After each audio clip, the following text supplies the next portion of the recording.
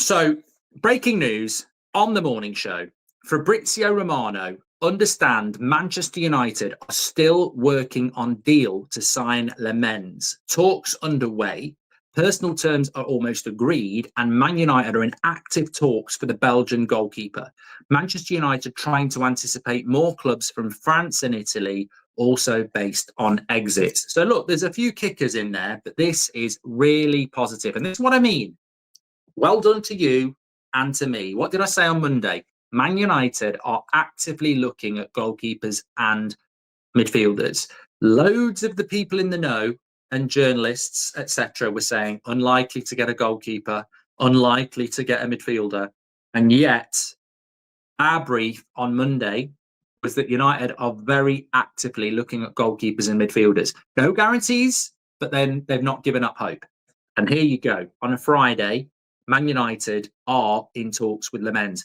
Now, a lot of people are saying, would you be happy with that? Mout says we should have gone for Lammens from the start.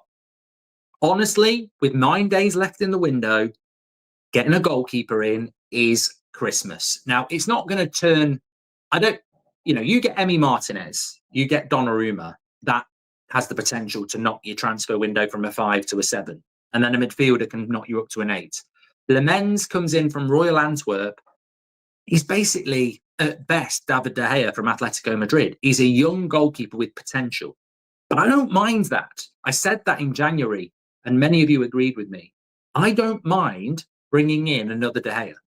Because ultimately, if you're offering me an Onana and Binder or a young De Gea, and I don't mean he's like De Gea, I'm saying that he's a goalkeeper that's got potential to be world class. I don't mind that. Now, obviously, it doesn't always work out. You look at Chelsea, they've tried it with a few goalkeepers and it hasn't worked out. Other clubs have tried the younger goalkeeper and it doesn't work out. But it's better than Onana and it's better than Binder. And I'd rather be in a position with a goalkeeper that is technically good. And what I've seen and been told and read about Lammens is that he's a technically talented goalkeeper. He can come for crosses. When he makes a save, he knows to twist his arm and his wrist and put it out for a corner. He's a good shot stopper. Now, obviously, he's going to make mistakes, and we as a football club have to embrace and protect him, which I trust us to do. If you buy a goalkeeper like Lammens, he's not the finished article. He will be nervous. He will make mistakes, the same way David De Gea did. But I'd rather have that than what we've got. Now, ultimately, I would rather have Emi Martinez walk in and be brilliant from day one, experienced leader. But if we can't do that, we've got to do something else. And it's exactly the same as the midfield. Of course, I want Baleba. He would have been perfect. But if we're not getting Baleba, then you've got to get something else because you can't get nothing. So for me, it reminds me of Czech, says Joe. I mean, I don't know enough about him, but I absolutely do not want to hear, I'm not happy with that.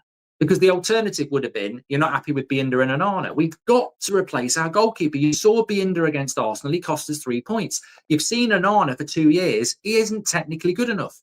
So, look, maybe Onana or Binder are number one, and Lammens comes in and gradually pushes them out.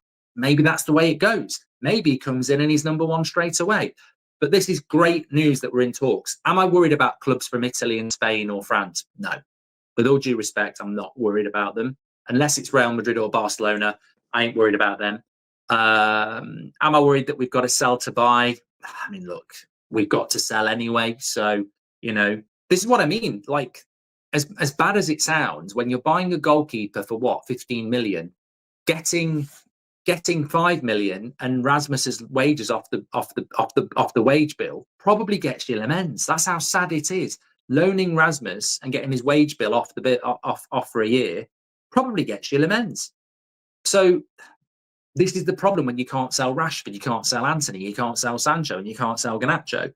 But we may need to get the money in from Rasmus to get Lammens. But at the end of the day, we are Manchester United, and we are a football club that